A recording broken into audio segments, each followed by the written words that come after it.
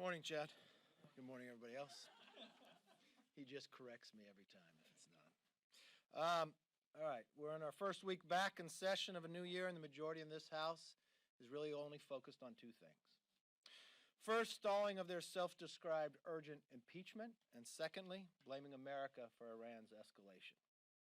Now, let's first talk about the impeachment. When you sit and read and listen to lawmakers in Speaker Pelosi's own party, have no idea what she is doing. Senator Feinstein, the senator from California, my senator and Speaker Pelosi's senator, but she's even more. She's the hometown senator for Nancy Pelosi. She said, the longer it goes on, the less urgent it becomes. So if it's serious and urgent, send them over.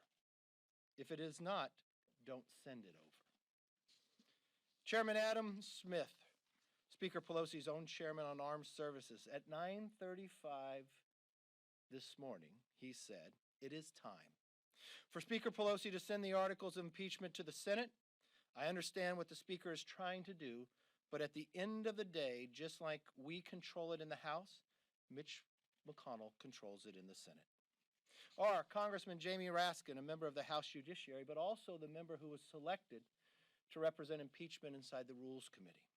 He said, there can't be an indefinite delay.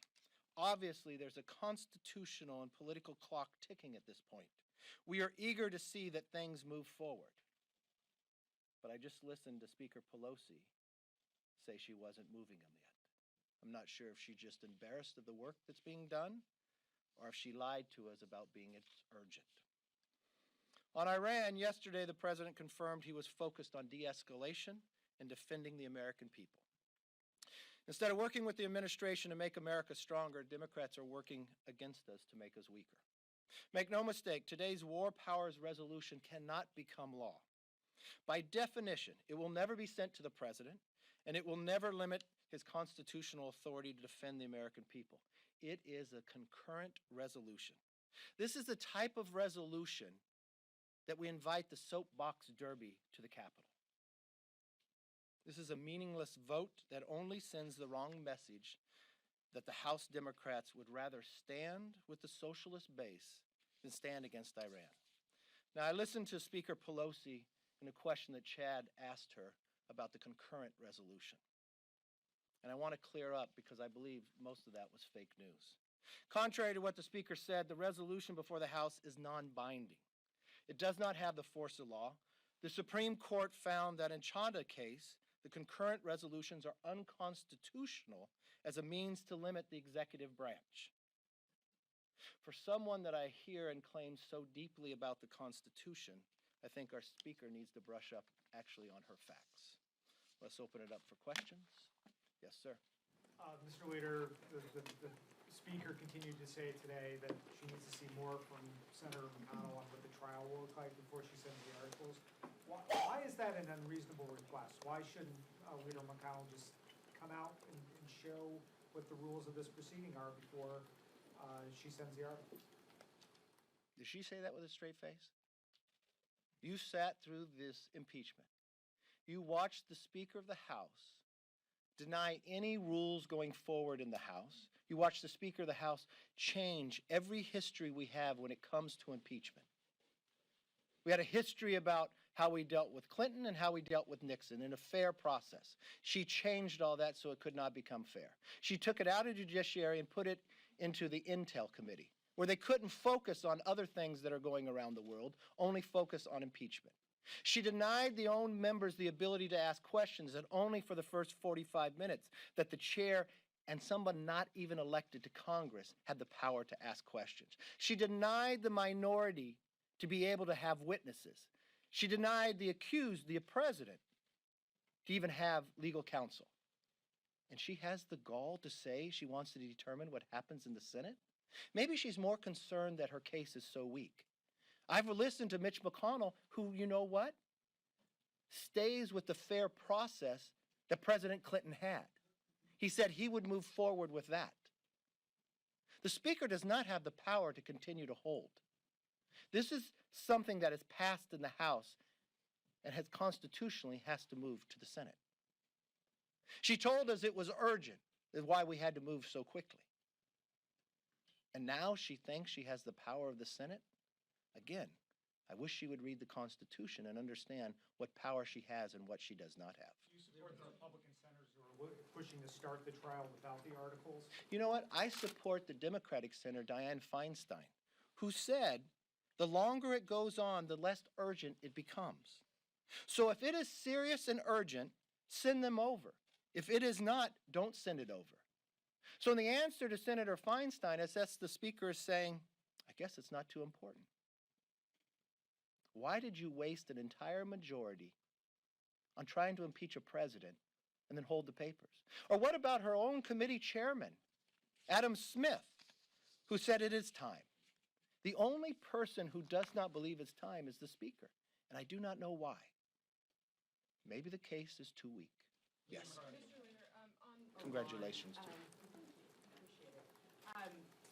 The Senators Mike Lee and Rand Paul came out yesterday's briefing with the administration saying that they encouraged them not to have a debate on war powers. They came out calling this un-American and are siding with Democrats, Tim Kaine and their war powers resolution. Do you think it's a debate worth having around war powers? Why would you say this debate wouldn't be worth having? Well, first of all, they're lying to the American public by a concurrent resolution. It has no power. It has no power whatsoever. It's equivalent to when we invite the soapbox derby to the Capitol Hill. So the Speaker just stood before you and either does not know the meaning of the Constitution or she lied to you. I'm not sure which one it is. The idea that they want to curb the ability of the president to react when more than 600 Americans have been killed, when our embassy has been attacked, when an American was killed and that was a red line? When did you ever? No, we can gladly debate it. I'd love to debate it. But the idea of the timing and what does it send to the rest of the world? I never thought there would be a moment in time that the Speaker of the House of Representatives would actually be defending Soleimani. The idea of this individual in this moment in time. That they would be defending Iran, that somehow they did not escalate this. When a president stood before the world and the country yesterday about de-escalating, what do you say to all the Gold Star families? Did you listen to what the Speaker just said? That Soleimani was a bad person, but. There is no but. He's a bad person because he killed American soldiers. He's a bad person because he led us against the embassy. He's a bad person because he went after the tankers. He's a bad person because he bombed the refinery. He's a bad person because he was planning more against Americans. The president was right in his actions, and we are safer today for it. I think that part of what the Democrats are doing today is wrong. And in the current information that I just heard coming out about the airliner and not supplying the black box, I think the Democrats should pause and have the information, if it was what is being said is true right now, of why that airliner went down. Why would you defend Iran and not protect America? Leader McCarthy. Thank you. Is there risk for Republicans if the Senate, regardless of what rules they operate under for a Senate trial, taking care of this too quickly, being perceived as moving too expeditiously once it does get over there, that's danger for Republicans because it looks as though Republicans writ large are going overboard to defend the president? Not at all. That we're moving too quickly. I'm saying if the Senate, if they don't, give this 5 to 6 weeks, at least like they did with President Clinton in 1999, if that's the model that Mitch McConnell wants to adhere to. Well, there was no time set when you went and did Clinton. I mean, the Senate has the right to sit down and look at the facts. This is different because this is, according to Jonathan Turley, a constitutional lawyer, which I think is probably the one who's most respected in this country, who is a Democrat, who did not vote for the president. He said it was the fastest, thinnest impeachment in the history of America. He said the only abuse of power would be actually moving forward on the Democrats if they move forward with this impeachment. So I'm sorry if this is so weak. And when I listened to the Speaker said she's really concerned about bipartisanship. Yeah, she said that last year in March, why impeachment could not move forward. But when impeachment moved forward, The only bipartisan vote was no. So with her own rules of how to move forward, she broke them. She broke the history of how we did it in the House when it came to fairness. And now she wants to impose something upon the Senate that she would not use herself. I can't imagine how she does that with a straight face. I couldn't imagine you not questioning her on it as well. Yes. This past week, an attorney for Lev Parnas tweeted out two pictures with you and his client. One of them had you and his client and Vice President Pence. In response to those tweets by Lev Parnas' attorney, I was hoping you could clarify what your relationship is to Mr. Parnas and what you've done with the money that he donated to you. Thank you for that really imposing question. I guess I met him one time and he came to an event and took a picture with me. What was the event? Not quite sure. I'd have to look at the picture to see what it is. I do events every single day, and I do pictures with thousands of people all the time. And the money, when we found out later that he donated campaign, we donated it away to charity. Any other questions? Yes. Just to clarify something you just Please. said, you said that the speaker was defending Soleimani. Do you agree that she is defending one of the leaders of Iran who's been an enemy against the United States, rather than raising concerns about the killing of him and the ramifications that could have for U.S. interests? I sit in Gang of Eight meetings, and I sat in the classified meeting. It was justified, and anybody who sat in there knows it. Anytime I hear a Democrat talk about him and say he was bad, but then use the word but, yes, I question it. There is no but when it comes to Soleimani. He was bad because, not but. He was bad because he killed more than 600 American soldiers. He was bad because of the attacks and the American citizens he killed. He was bad because he went after our embassy.